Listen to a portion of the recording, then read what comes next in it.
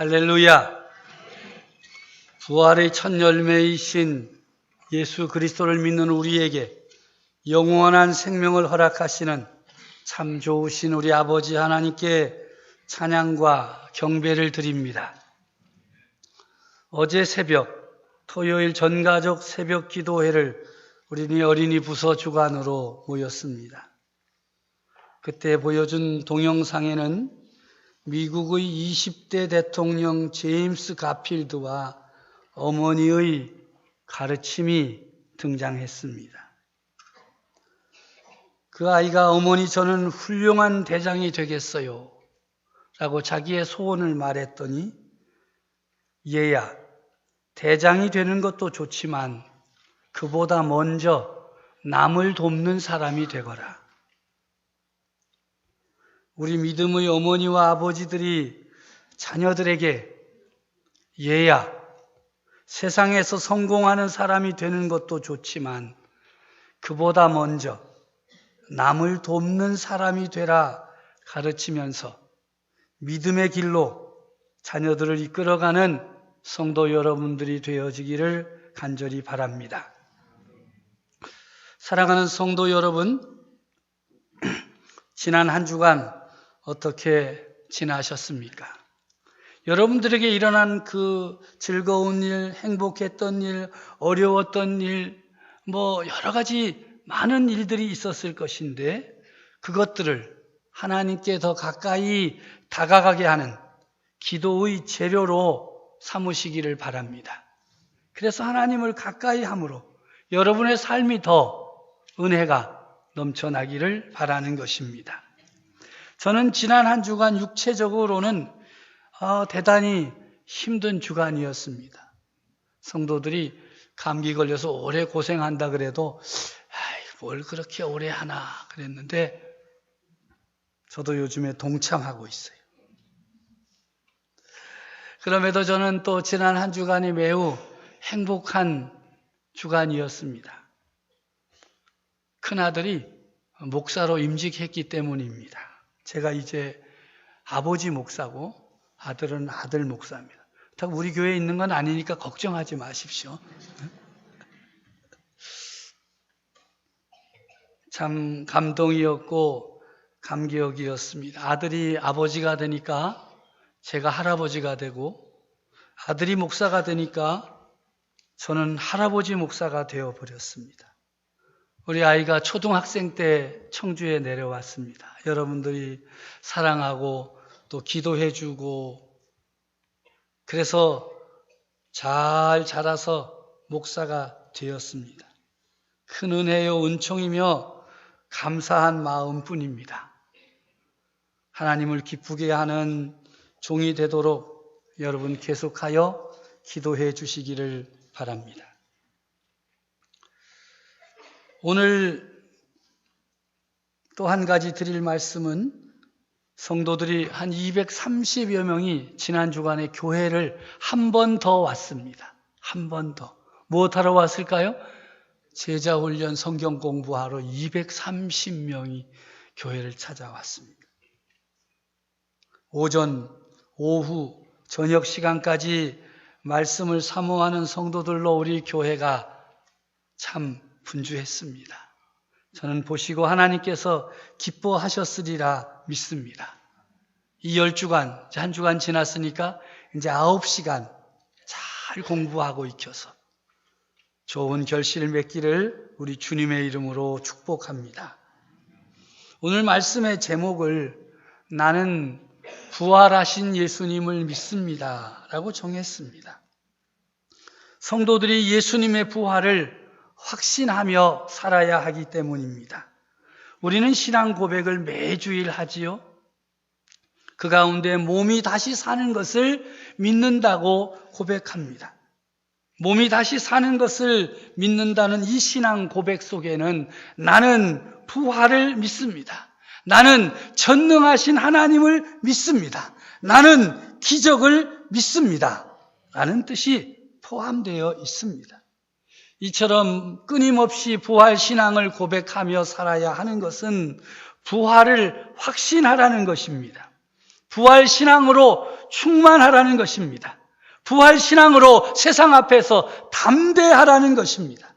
그리고 부활에 참여하는 자가 되라는 뜻입니다. 지난 주일 저녁 부활절 축하 예배 시간에 어린아이들에게 맞는 부활절 메시지를 선포했습니다. 제목은 그 다음은 누구? 라는 제목입니다. 예수님이 부활의 첫 열매가 되셨다면 그 다음은 누구여야 하는가? 라고 하는 질문입니다.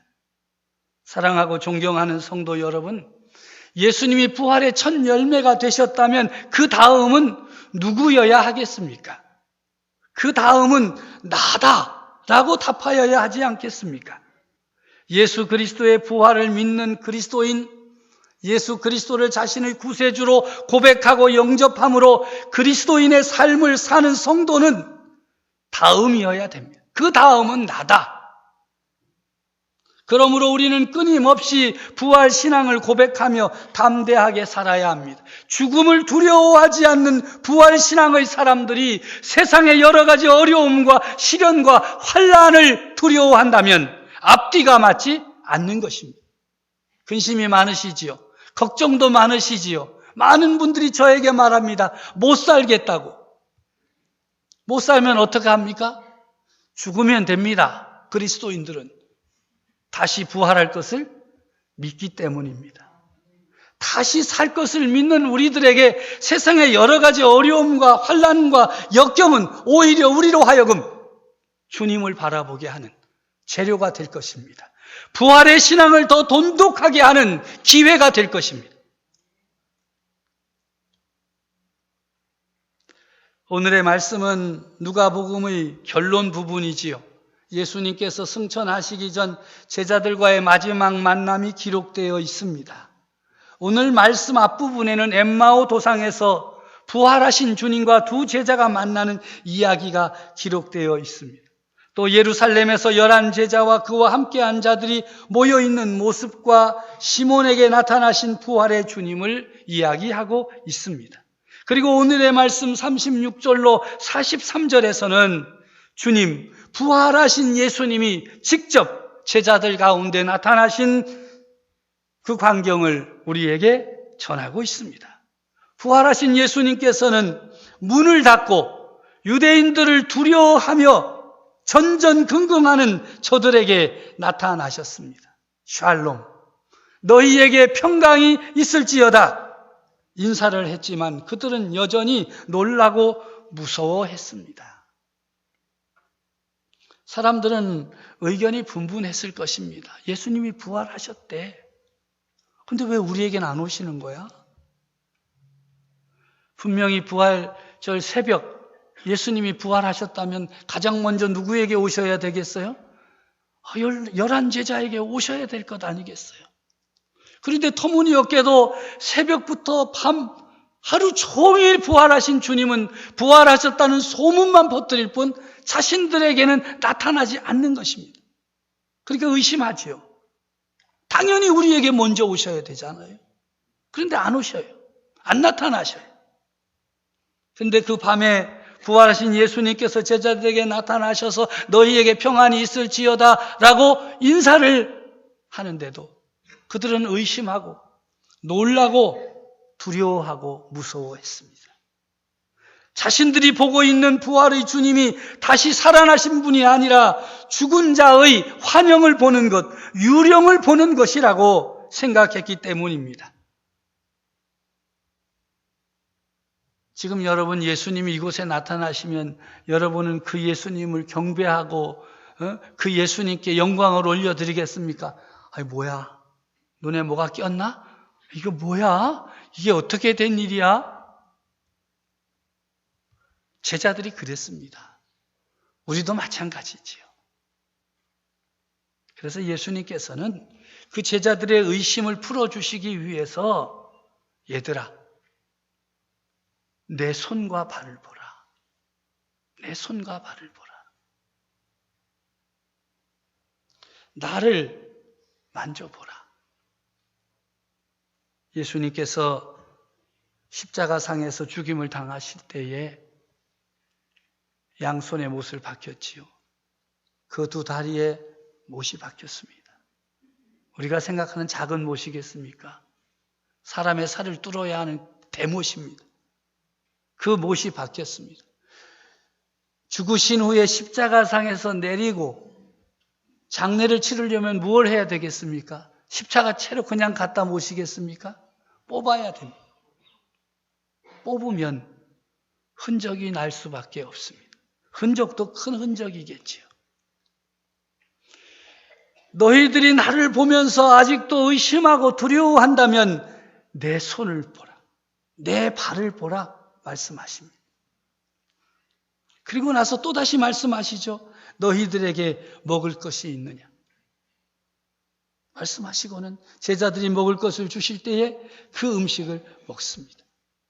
그제서야 제자들이 의심을 풀고 놀라움과 기쁨의 반응을 보이고 있습니다.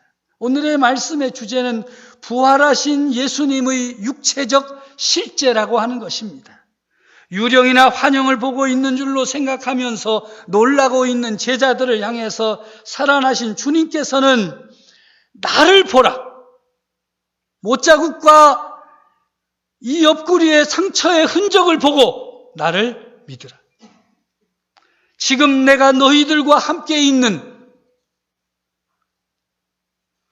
그가 십자가상에 달리신 나라고 하는 것을 보이시고 있는 것입니다. 영이 아니라 뼈와 살을 가진 몸을 가진 존재라는 점을 보여주고 있습니다. 이 말씀은 요한복음 20장 19절 이하의 내용과도 일치합니다. 이 말씀이 강조하는 것은 부활하신 예수님께서 단순한 영체가 아니라 육체적 몸을 가지셨다는 것입니다. 신자들의 부활에 관한 문제가 아니라 부활하신 예수님의 실제를 강조하고 있습니다. 내 손과 발을 보고 나인 줄 알라고 하신 말씀은 십자가의 죽음과 부활의 연결성을 우리에게 말씀하고 있습니다. 십자가상에서 죽으신 예수님이 다시 살아나셨다. 예수님께서는 우리의 죄를 대속하기 위해 죽으셨고 하나님은 예수님을 죽은 자 가운데서 살리셨습니다. 할렐루야. 믿는 자들이 품는 부활의 소망은 이런 믿음에 근거하여 부활에 참여하는 것입니다. 오늘 말씀의 두 번째 부분인 44절 이하의 말씀은 예수님께서 하늘로 승천하시기 전 제자들과 나눈 마지막 대화입니다. 그 속에는 사명의 위임 그리고 성령에 대한 약속이 담겨져 있습니다. 여기에서 부활하신 예수님과의 마지막 만남은 마지막 가르침과 교훈을 통해서 계속되고 있습니다. 흔히 주님의 지상명령이라고 하면 1차적으로 마태복음 28장을 떠올리지만 오늘의 말씀 역시 주님의 지상명령에 속함을 간과해서는 안 될 것입니다. 비록 장소는 다르지만 두 복음서는 공통점을 가지고 있습니다. 부활한 주님의 가르침은 자신의 죽음과 부활이 성경에 증언한 대로 미리 예고되었다는 사실을 확실하게 말씀하고 있습니다. 따라서 그 가르침은 새로운 것이 아니고 부활하신 예수님과 역사적 예수님 사이의 연속성을 강조합니다. 내가 너희와 함께 있을 때 내가 너희에게 말한 바 한 말이 이것이라. 모세의 율법과 선지자의 글과 시편에서 나를 가리켜 기록된 것이 모두 이루어져야 하리라. 제자들에게 주신 사명은 하나님의 계획으로서 성경에 기록된 것입니다. 다시 말해서 그것은 모두가 하나님의 계획이었다라는 것을 강조하고 있습니다. 성경 속에 기록된 하나님의 계획에는 그리스도인의 선교 현장의 메시지와 제안이 들어있어요. 즉 장래에 있을 교회의 선교에서 제자들이 보고 들은 것을 증언해야 할 필요성입니다. 그 메시지는 그리스도 예수께서 고난을 당하시고 제3일에 죽은 자 가운데에서 살아나셨다는 복음입니다. 이 메시지의 제안은 회개하고 사죄의 선물을 받으라는 것입니다. 사실 하나, 무엇입니까? 예수 그리스도께서 우리의 죄를 대속하기 위하여 고난을 당하시고 십자가상에서 죽임을 당하셨고, 하나님은 그를 죽은 자 가운데에서 다시 살리셨다는 것이 팩트, 사실입니다. 이 사실에 근거해서 세상을 향하여 선포하는 제안이 있습니다. 그것은 너희가 회개하고 죄사함의 선물을 받으라는 것입니다. 이 메시지와 제안이 모든 민족에게 전파되어져야 합니다. 부활한 주님의 승천 이후에 전개될 새로운 지평을 열어가는 말씀인 것입니다. 이 마지막 부분은 누가복음의 특별한 내용을 담고 있는데, 첫째는 모든 민족에게 복음이 전파될 것이라고 예언한 것입니다. 모든 민족에게 복음이 전파될 것이다. 할렐루야. 우리도 100여 년 전에 복음이 전파되었죠. 이제 200년을 바라본다고 하죠. 200년 전 우리는 복음이 무엇인지 몰랐습니다. 예수 그리스도 십자가의 복음도 몰랐고 부활의 복음도 몰랐습니다. 2000여 년 전 누가복음에 기록된 이 예언의 말씀이 오늘 우리에게 이루어지고 있습니다. 또 우리를 통해서 복음의 비밀들이 세계 열방에 전파되고 있는 것입니다. 둘째는 약속된 위로부터의 권능이 임할 때까지 예루살렘에 머물라는 것입니다. 권능을 받지 않고는, 성령의 임재를 통한 성령의 능력을 공급받지 않고는 복음을 전할 수도 없고, 세상 앞에서 너희가 회개하고 죄사함을 받으라 선포할 수도 없다는 말씀입니다. 오늘의 말씀은 예수님께서 더 이상 제자들과 함께 있지 않게 될 것이라는 분위기 가운데 전개됩니다. 그렇기 때문에 오늘의 말씀은 예수님의 고별사로 유언에 해당되는 말씀입니다. 예수 그리스도께서 무덤에서 살아나셨다는 선언과 함께 기독교가 시작되었습니다. 그 이후로 정통파 그리스도인들은 예배마다 사도신경을 고백하면서 나사렛 예수가 십자가에 못 박혀 돌아가셨고 묻히셨고 사흘 만에 부활하셨다고 고백해 왔습니다. 많은 이단과 영지주의자들은, 심지어는 일부 그리스도인들까지도 예수님의 부활을 부인하였습니다. 이 풍조는 오늘까지 이어져 내려오고 있습니다. 그러나 기독교 교회와 성도들은 예수님의 육체적 부활을 그대로 믿습니다. 부활한 예수님은 유령이나 귀신이나 환각이 아닙니다. 예수님은 의심하는 제자들에게 어찌하여 두려워하며 어찌하여 마음에 의심이 일어나느냐, 내 손과 발을 보고 나인 줄 알라. 또 나를 만져보라. 영은 살과 뼈가 없으되 너희 보는 바와 같이 나는 있느니라 말씀하신 것입니다. 그럼에도 제자들이 쉽사리 믿지 않았기 때문에 먹을 것을 달라 하여 제자들이 보는 앞에서 구운 생선 한 토막을 잡수신 것입니다. 이 이야기의 핵심은 분명합니다. 유령은 그렇게 할 수 없다. 환각은 그렇게 할 수 없다. 예수님이 실제로 살아나셨다 하는 것입니다. 오늘의 말씀인 누가복음의 마지막 장면은 부활의 기쁨과 흥분을 넘어서 부활절에 일어났던 진짜 문제에 초점을 맞춥니다. 예수님이 어떤 몸을 가지셨는지, 어떻게 이런 일이 가능한 것인지를 말씀하고 있습니다. 부활신앙이 그리스도인들의 삶에 미치는 엄청난 영향력을 한마디로 다 설명할 수는 없습니다. 부활을 그저 죽음 이후의 삶이나 하늘나라 가는 것으로 생각하는 것이 일반적이지요. 하지만 초대교회에서 부활은 하나님의 새로운 세계에서 나타나는 새로운 생명을 의미하였습니다. 부활의 새로운 몸은 실제로는 육체의 변화로 새로운 창조인 것입니다. 이 새로운 몸은 하나님의 세계의 두 차원, 하늘과 땅 둘 다에 속할 것이라는 말씀을 증언합니다.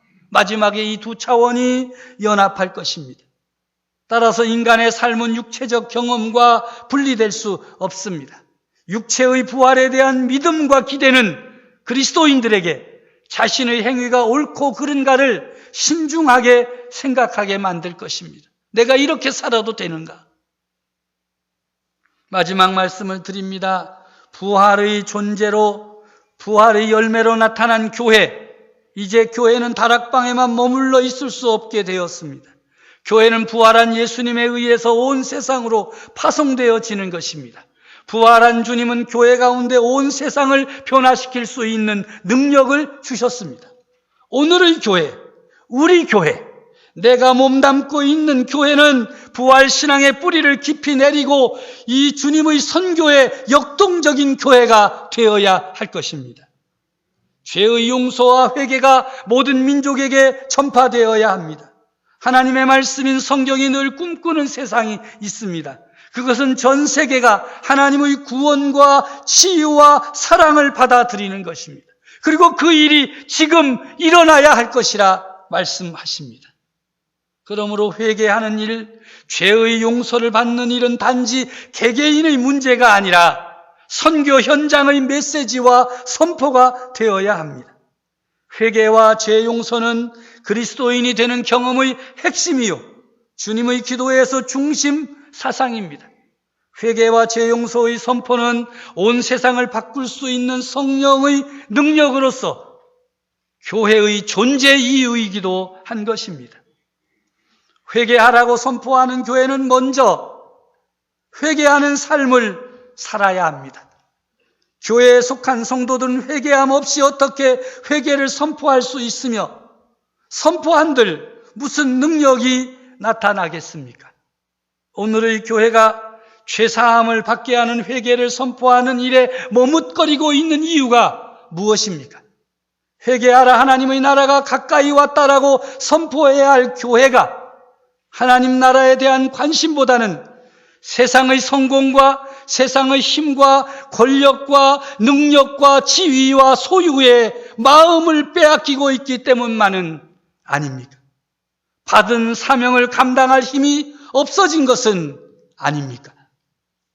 교회라는 큰 틀을 벗어나서 성도 한 사람 한 사람이 세상을 향하여 회개, 죄사함을 얻게 하는 회개의 메시지를 선포해야 하는데 왜 그 사명을 못 본 척하고 사는 것입니까? 왜 모른 척하는 것입니까? 왜 못 들은 척하는 것입니까? 그것은 먼저 자신이 회개하여야 하기 때문입니다. 성도들은 날마다 자신을 돌아보고 회개의 삶을 살아야 됩니다. 죄에 대하여 죽지 못한 일을 대하여 회개해야 됩니다. 세상에 대하여 죽지 못한 죄를 반드시 회개하여야 합니다. 세상 욕심과 권력에 대해 죽지 못한 죄들을 회개해야 합니다. 사도 바울은 나는 날마다 죽는다고 고백했습니다. 회개한다는 것은 세상에 대하여, 죄에 대하여, 탐욕에 대하여 죽는다는 것입니다. 부활의 주님 앞에서 부활 신앙으로 무장한 성도들은 회개의 삶을 살아야만 합니다. 돌아서야 됩니다. 돌이켜야 하는 것입니다. 죄로부터 돌이키고 세상의 탐욕으로부터 돌이키고 세상 권력으로부터 돌이켜야 할 것입니다. 죄사함의 은총과 감격 속에서 회개를 선포하는 사명의 삶을 살아가는 성도들이 되는 것, 교회가 되는 것, 이것이 오늘 성도 여러분들을 향한 하나님의 뜻입니다.